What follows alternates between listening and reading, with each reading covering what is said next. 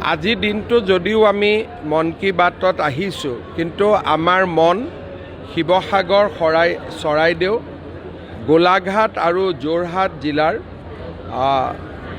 বানাক্ৰান্ত ৰাইজৰ যি দুখ আৰু কষ্ট সি আমাৰ হৃদয় আজি উপচাই ৰাখিছে। চৰকাৰৰ ফালৰ পৰা আমি যিমান দূৰ কৰিব পাৰোঁ আমি কৰিছোঁ আৰু আমি নিশ্চিতভাৱে কৰি থাকিম। মই আমাৰ ভাৰতীয় জনতা পাৰ্টীৰ গোটেই অসমৰ কাৰ্যকৰ্তাসকলক যোনে যেনেকৈ পাৰে বান সাহায্যত যোগদান কৰিবলৈ অনুৰোধ কৰিছোঁ।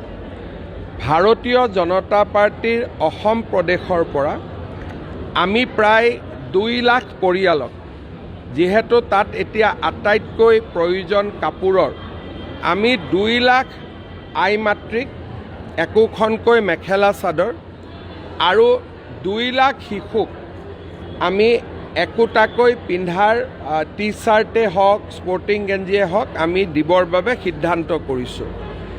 আৰু এই গোটেই প্ৰক্ৰিয়াটোত আমাক প্ৰায় 12 কোটি টকাৰ প্ৰয়োজন হ'ব। যিসকল আমি মেখেলা চাদৰ 2 লাখ আই মাতৃক দিম আৰু আমি টি চাৰ্ট বা স্পৰ্টিং গেঞ্জি আমি 2 লাখ শিশুলৈকে আগবঢ়াম। আৰু এই গোটেইখিনি কাম কৰোঁতে আমাক প্ৰায় 12 কোটি টকাৰ প্ৰয়োজন হ'ব, 4 লাখ কাপোৰ কিনোতে।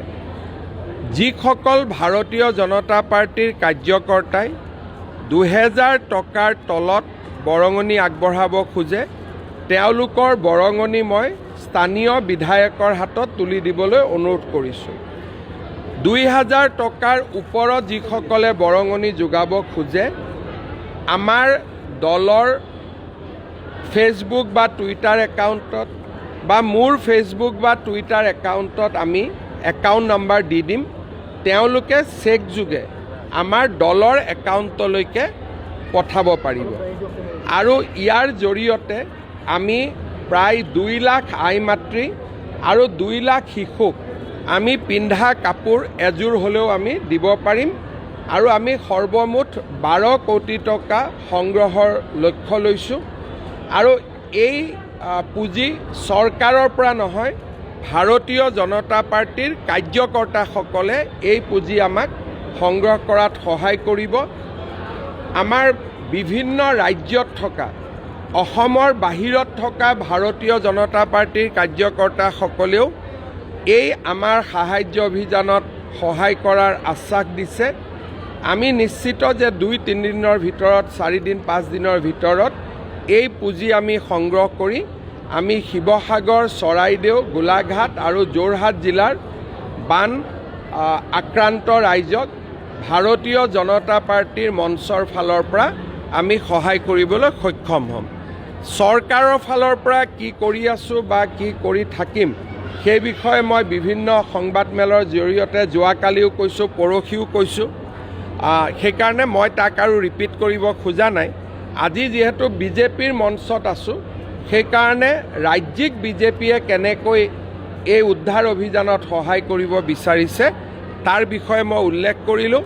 আমাৰ সকলো কাৰ্যকৰ্তাকে একাউণ্ট নম্বৰটো পোৱাৰ পিছত যোনে যেনেকৈ পাৰে আমাৰ বেংক একাউণ্টত বা 2000 টকাৰ তলত হ'লে স্থানীয় বিধায়কসকলৰ হাতত পুঁজি তুলি দিবলৈ মই অনুৰোধ জনাইছোঁ। চৰকাৰৰ ফালৰ পৰা যিখিনি ব্যৱস্থা লোৱা হৈছে তাৰ বিষয়ে মই যোৱাকালি বিতংভাৱে সাংবাদিক মেল কৰিছোঁ, হয়তো অহাকালি আকৌ কৰিম। ইয়াত আৰু মই চৰকাৰী কথাখিনি উল্লেখ কৰিব খোজা নাই। মই এইটোকে ক'লোঁ যে মাত্ৰ 8 ঘণ্টা আগত এই প্ৰশ্নটোৰ উত্তৰ মই দিছোঁ।